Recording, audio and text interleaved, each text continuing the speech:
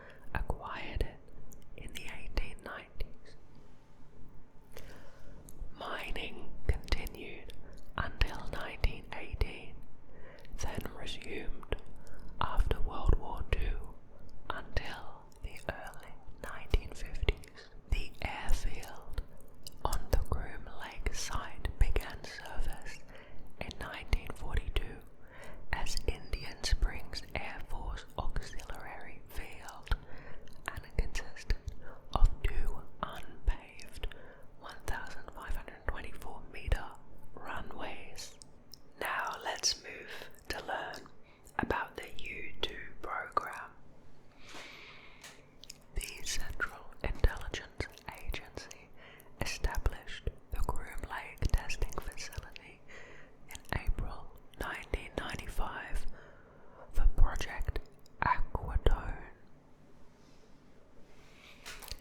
The development of the Lockheed U-2 Strategic Reconnaissance Aircraft. Project Director Richard M. Bissell Jr. understood that the flight test and pilot training programs could not be conducted at Edwards Air Force Base or Lockheed's Palmdale facility. Given the extreme secrecy surrounding the project, he conducted a search for a suitable testing site for the U-2 under the same extreme security as the rest of the project.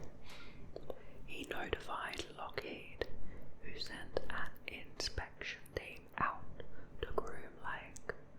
According to Lockheed's U-2 designer, Kelly Johnson, here's a quote: "We flew over it, and within 30 seconds you knew that that was the place. It was right by a dry lake. Man alive, we looked at that lake and we all looked at each other. It was another Edwards. So we wheeled around, landed on that lake, taxied up to one end of it. It was a perfect natural landing field, as smooth as a billiard table without anything being done to it. The lake bed made an ideal strip for testing aircraft, and the Emigrant Valley's mountain ranges and the NTS perimeter protected the site from visitors. It was about 160 kilometers north of Las Vegas. The CIA asked the AEC to acquire the land, designated Area 51 on the map, and to add it to the Nevada testing site. Johnson named the area Paradise Ranch to encourage workers to move to the new facility in the middle of nowhere, as the CIA later described it, and the name became shortened to the ranch. On the 4th of May 1955, a survey team arrived at Groom Lake and laid out a 5,000-foot, 1,500-meter north-south runway on the southwest corner of the lake bed and designated a site for a base support facility. The ranch initially consisted of a little more than a few shelters, workshops, and trailer homes in which to house its small team. A little over 3 months later, the base consisted of a single paved runway, 3 hangars, a control tower, and rudimentary accommodations for test personnel. The base's few amenities included a movie theater and volleyball court. There was also a mess hall, and Lockheed personnel began arriving by July of 1955.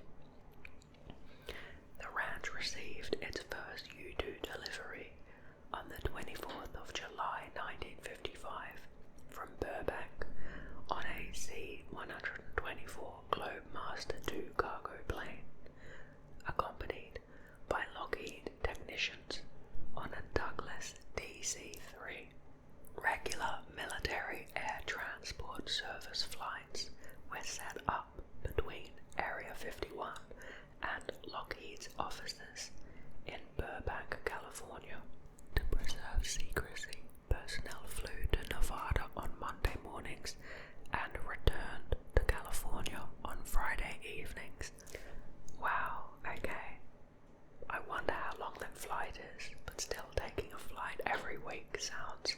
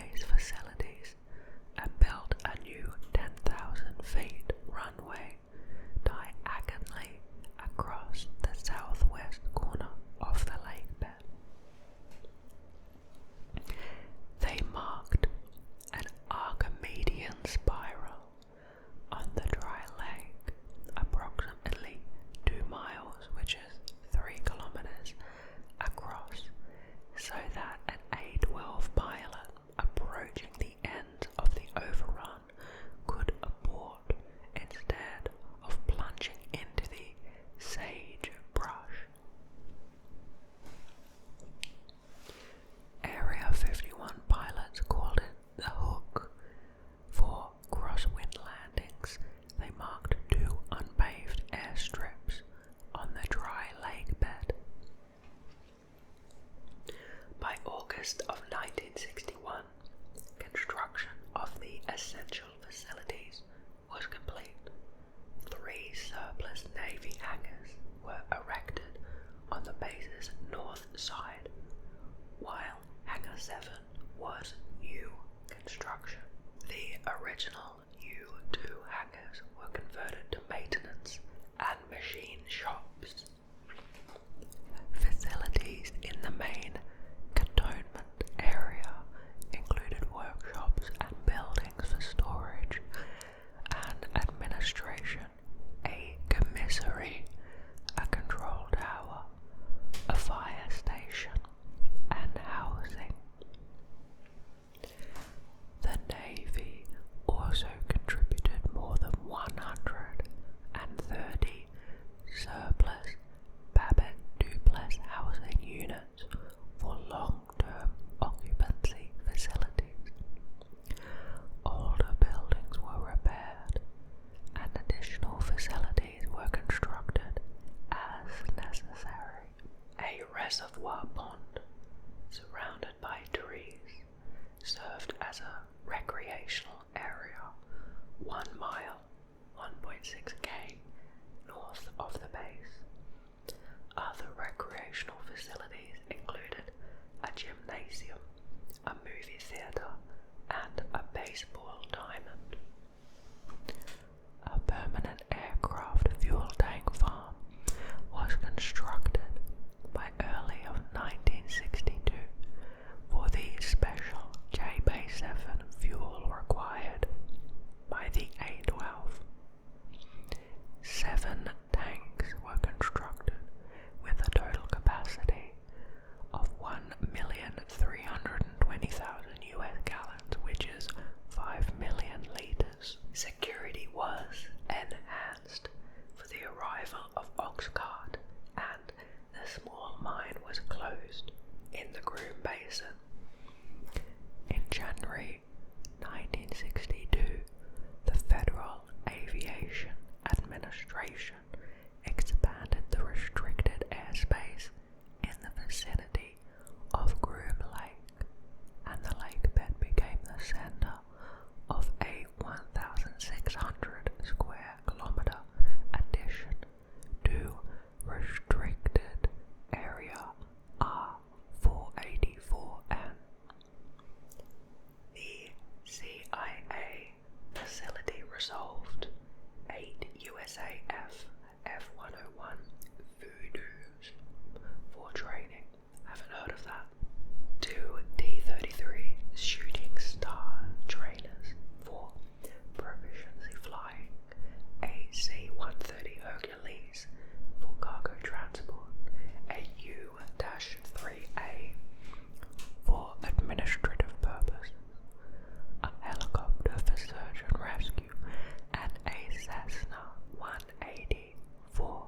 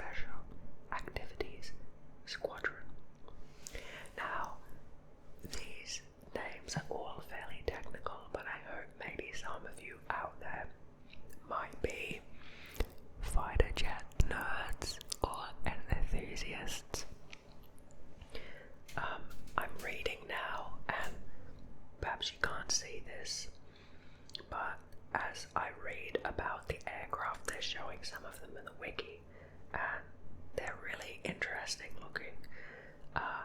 The next one is the D21 tag board, and there's a photo of it here. I'll just show you. I don't know if the camera can adjust. I'm looking over on my computer monitor to see, because I don't have a actual flip viewer. And anyway, it's pretty cool looking, like something out of Mission Impossible. There's a whole technical section here that has each aircraft and how fast it went and how high it flew, how many they had. But I'm gonna skip that because I think for a lot of you it might come up as dry, though that's probably fine for ASMR, but still, I'm gonna skip to foreign technology evaluation, which sounds interesting. During the Cold War, one of the missions carried out by the United States was the test and evaluation of captured Soviet fighter aircraft. Beginning in the late 1960s and for several decades, Area 51 played host to an assortment of Soviet-built aircraft. Munir Redford's defection with a Magoyan-Gorovich MiG-21 from Iraq for Israel's Mossad in Operation Diamond led to the Have Donut, Have Drill and Have Ferry programs. All of those were in capital letters as well. The first MiGs flown in the United States were used to evaluate the aircraft in performance, technical and operational capabilities, pitting the types against the US fighters. This was not a new mission, as testing of foreign technology by the USAF began during World War II. After the war, testing of acquired foreign technology was performed by the Air Technical Intelligence Center, the ATIC, which became very influential during the Korean War. Under the direct command of the Air Material Control Department. In 1961, ATIC became the Foreign Technology Division and was reassigned to Air Force Systems Command. ATIC personnel was then anywhere where foreign aircraft could be found. The focus of Air Force Systems Command limited the use of the fighter as a tool with which to train the frontline tactical fighter pilots. Air Force Systems Command recruited its pilots from the Air Force Flight Test Center at Edwards Air Force Base, California, who were usually graduates from various test pilot schools. Tactical Air Command selected its pilots primarily from the ranks of the Weapons School graduates. In August of '66, Iraqi Air Force fighter pilot Captain Munir Redford defected, flying his MiG-21 to Israel after being ordered to attack Iraqi Kurd villagers with napalm. His aircraft was transferred to Groom Lake in late of '67 for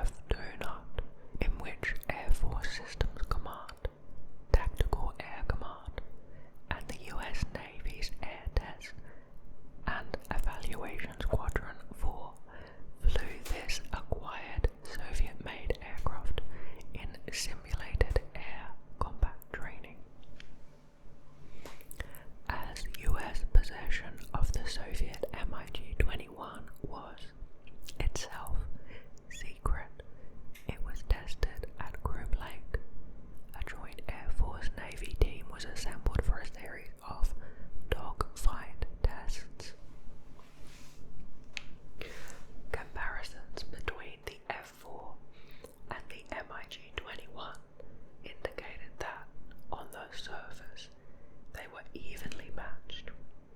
The half-donut tests showed the skill of the man in the cockpit was what made the difference. When the Navy or Air Force pilots flew the MiG-21, the results were a draw. The F-4 would win some flights, the MiG-21 would win others. There were no clear advantages.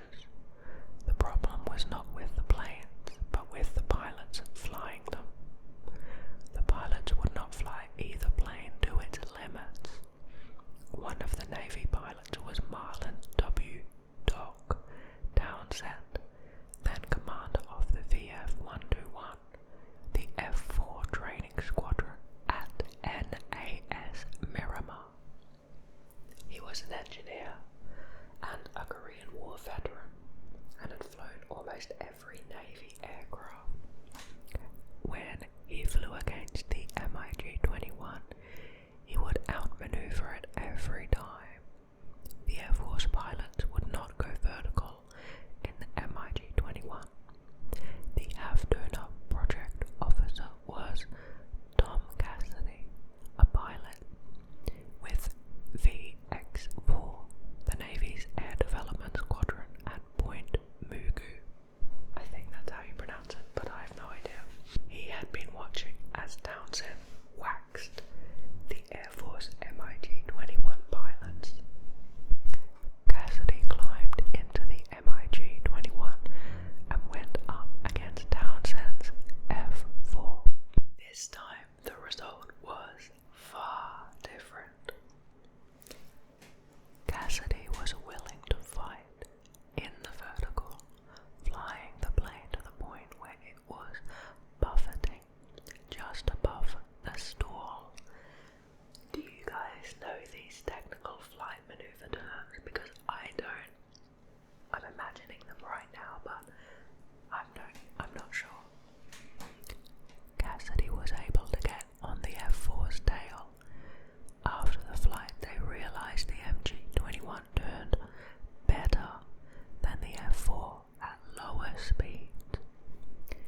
The key was for the F-4 to keep its speed up. An F-4 had defeated the MiG-21. The weakness of the Soviet plane had been found. Further test flight confirmed what was learned. It was also clear that the MiG-21 was a formidable enemy.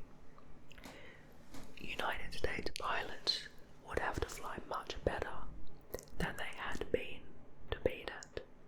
This would require a special school to teach advanced air combat techniques. On the 12th of August, 68, two Syrian Air Force lieutenants, Walid Adam and Radvan Rifai, took off in a pair of MiG-17Fs on a training mission.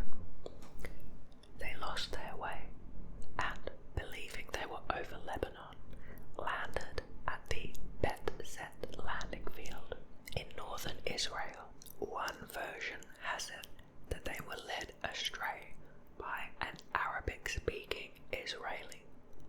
Prior to the end of 1968, these MiG-17s were transferred from Israeli stocks and added to the Area 51 test fleet. The aircraft were given USAF designations and fake serial numbers so they could be identified in DoD standard flight logs. As in the earlier program, a small group of Air Force and Navy pilots conducted mock dogfights with the MiG-17s. Selected instructors from the Navy's Top Gun School at NAS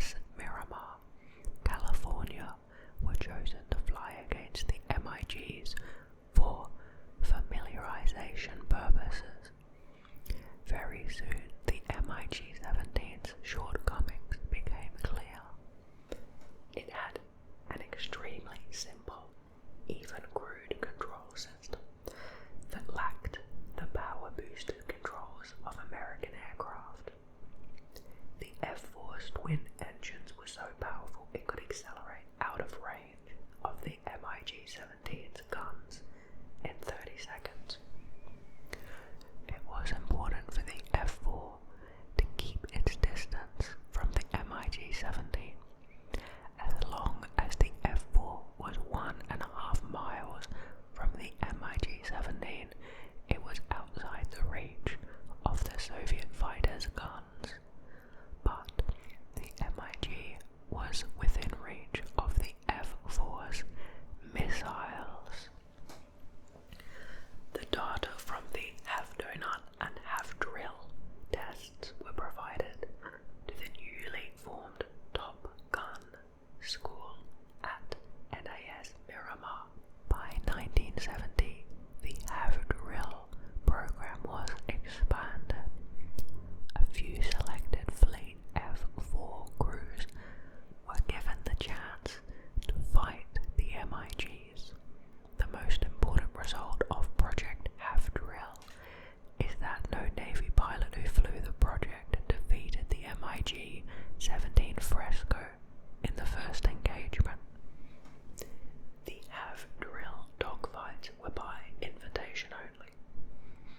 The other pilots based at Nellis Air Force Base were not to know about the US-operated MiGs. To prevent any sightings, the airspace above the Groom Lake Range was closed. On aeronautical maps, the exercise area was marked in red ink. The Forbidden Zone became known as Red Square. During the remainder of the Vietnam War, the Navy kill ratio climbed to 8.33 to 1. In contrast, the Air Force rate only improved slightly to 2.83 to 1. The reason for this difference was Top Gun. The Navy had revitalized its air combat training, while the Air Force had stayed stagnant. Most of the Navy MiG kills were by Top Gun graduates. In May of '73, Project Have-Idea was formed, which took over from the older Half-Donut, Half-Ferry and Half-Drill projects, and the project was transferred to the Tonopah Test Range Airport. At Tonopah, testing of foreign technology aircraft continued and expanded through the 70s and 80s. Area 51 also hosted another foreign material evaluation program called Have-Glib. This involved testing Soviet tracking and missile control radar systems. A complex of actual and replica Soviet-type threat systems began to grow around Slater Lake, a mile northwest of the main base. Along with an acquired Soviet Barlock search radar placed at Tonopah Air Force Station, they were arranged to simulate a Soviet-style air defense complex.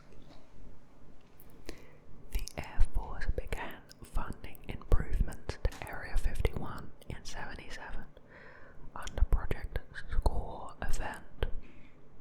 In '79, the CIA transferred jurisdiction of the Area 51 site to the Air Force Flight Test Center at Edwards AFB, California. Sam Mitchell, the last CIA commander of Area 51, relinquished command to USAF Lieutenant Colonel Larry D. McLean. In 2017, a USAF aircraft crashed at the site, killing the pilot, Lieutenant Colonel Eric Doc Schultz. The USAF refused to release further information regarding the crash. In 2022, unconfirmed reports emerged that the crash involved an Su-27 that was part of the classified foreign material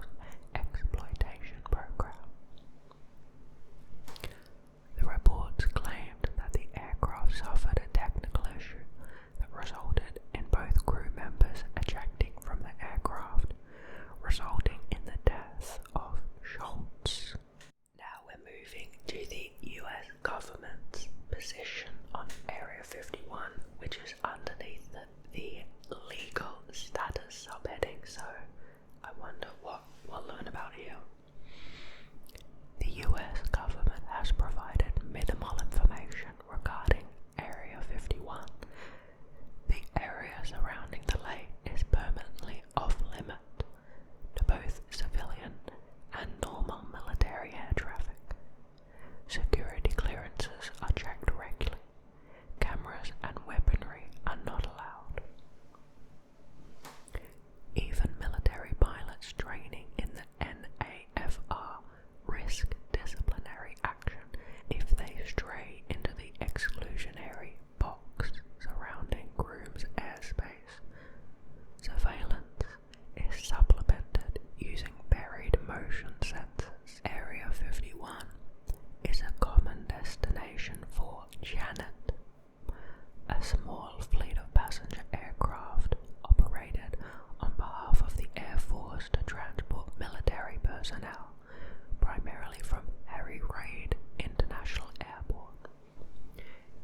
The United States Geological Survey, USGS, topographic map of the area only shows the long-disguised Groom Mine, but USGS aerial photographs of the site in 59 and 68 were publicly available. A civil aviation chart published by the Nevada Department of Transportation shows a large restricted area defined as part of the Nellis Restricted Airspace. The National Atlas shows the area as lying within the Nellis Air Force Base. There are higher resolution and newer images available from other satellite imagery providers, including Russian providers and the IKONOS. These show the runway markings, base facilities, aircraft and vehicles. In 98, USAF officially acknowledged the site's existence. On the 25th of June 2013, the CIA released an official history of the U-2 and Oxcart projects, which acknowledge that the U-2 was tested at Area 51 in response to a Freedom of Information Act request submitted in 2005 by Jeffrey D. Richardson of George Washington University's National Security Archive. It contains numerous references to Area 51 and Groom Lake, along with a map of the area.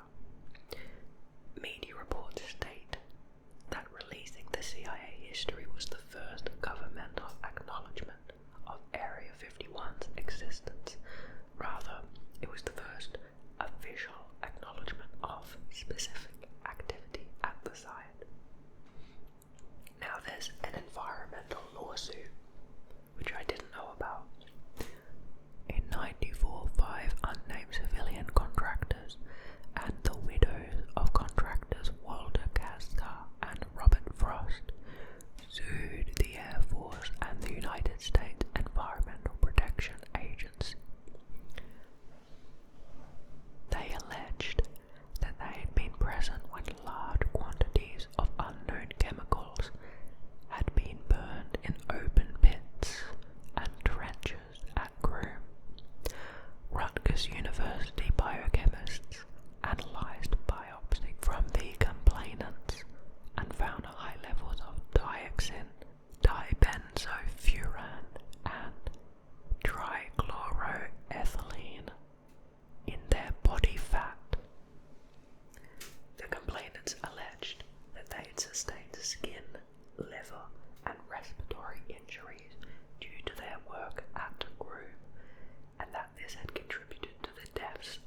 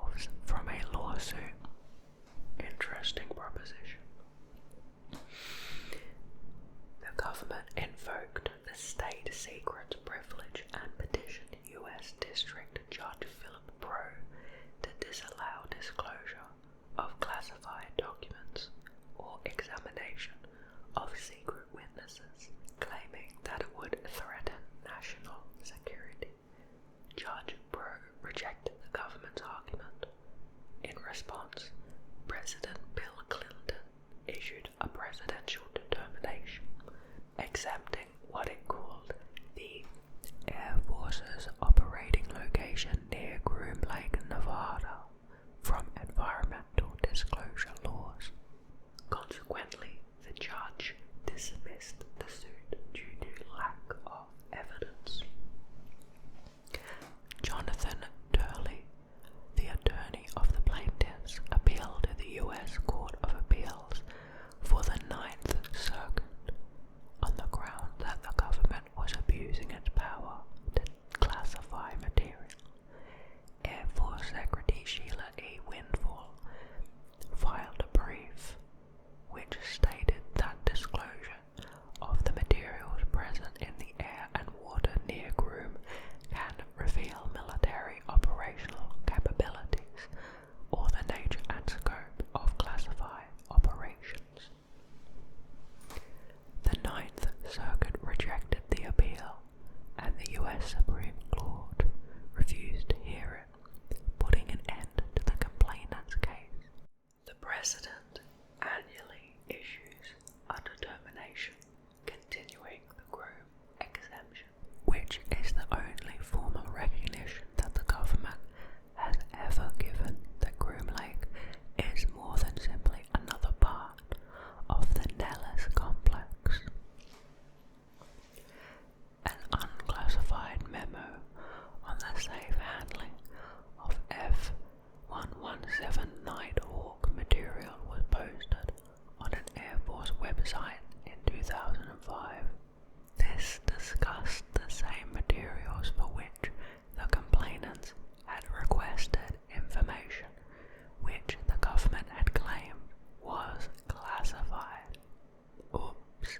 The memo was removed shortly after journalists became aware of it.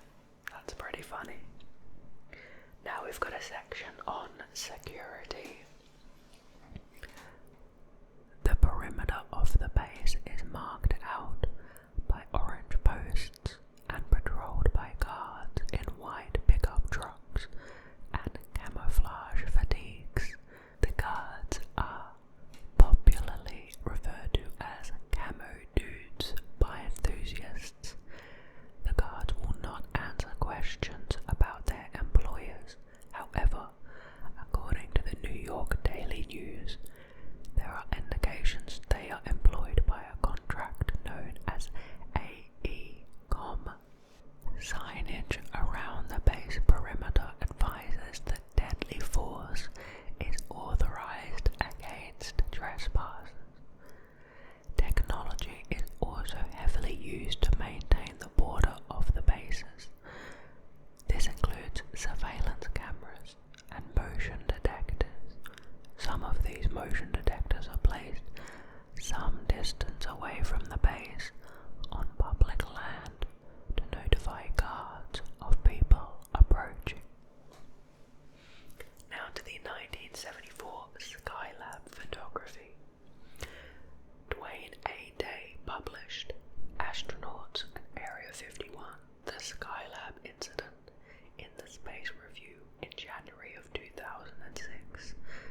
It was based on a memo written in '74 to CIA Director William Colby by an unknown CIA official. The memo reported that astronauts on board Skylab had inadvertently photographed a certain location. And this reads, there were specific instructions not to do this. Redacted was the only location which had such an instruction. The name of the location was obscured, but the context led Day to believe that the subject was Groom Lake.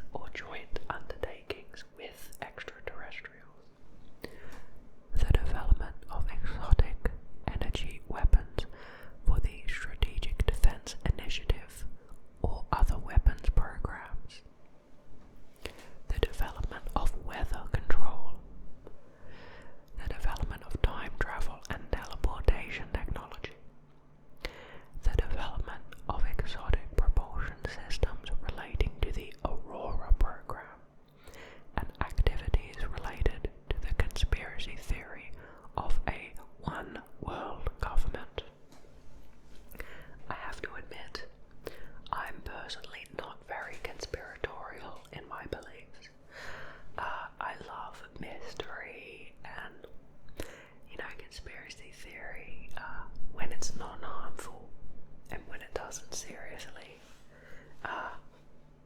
prevent someone from understanding the world in reality, but I love pondering about aliens and things like that. But I don't think I believe any conspiracy theory in general. I'm quite personally evidence-based and scientific. So one of the things when I make these videos, it's basically always from the perspective of someone who finds it amusing and interesting to learn about, but doesn't really believe it. But of course, everyone has a percentage of beliefs that are incorrect, so perhaps there are some conspiracy theories that are true. Okay. Many of these conspiracy theories hypothesize concern underground facilities at Groom or at Baboos Lake, also known as the S4 location, 8.5 miles, which is 13.7k south, and include claims of transcontinental underground railroad systems, a disappearing airstrip nicknamed the Cheshire Airstrip, after Lewis Carroll and Cheshire's cat, which briefly appears when water is sprayed onto its camouflaged asphalt, and engineering based on alien technology. In the mid-50s, civilian aircraft flew under 20,000 feet, while military aircraft flew up to 40,000 feet. The U-2 began flying above 60,000 feet, and there was an increasing number of UFO sighting reports. Sightings occurred most often during early evening hours, when airline pilots flew west, saw the U-2's silver wings reflect the setting sun, giving the aircraft a fiery appearance. Many sighting reports came to the Air Force's Project Blue Book, which investigated UFO sightings through air traffic controllers and letters to the government. The project checked U-2 and later Oxcart flight records to eliminate the majority of UFO reports that it received. Similarly, veterans of experimental projects such as Oxcart at Area 51 agree that their work inadvertently prompted many of the UFO sightings and other rumors. Here's a quote. The shape of Oxcart was unprecedented, with its wide, disc-like fuselage designed to carry vast quantities of fuel. Commercial pilots cruising over Nevada at dusk would look up and see the bottom of Oxcart whiz by at 2,000 plus miles per hour. The aircraft's titanium body, moving as fast as a bullet, would reflect the sun's rays in a way that could make anyone think UFO. They believe that the rumors helped maintain secrecy over Area 51's actual operation. The veterans deny the existence of a vast underground railroad system. On October 14, 1988, the syndicated television broadcast UFO Cover-Up Live introduced Americans to the Majestic 12 hoax. It featured the first public mention of Nevada's Area 51 as a site associated with aliens. Bob Lazar, I remember this guy, claimed in '89 that he had worked in Area 51's Sector 4, S4, said to be located underground inside the Baboos Range near Baboos Lake. He claimed that he was contracted to work with alien spacecraft that the government had in its possession. Similarly, the 1996 documentary Dreamland, directed by Bruce Burgess,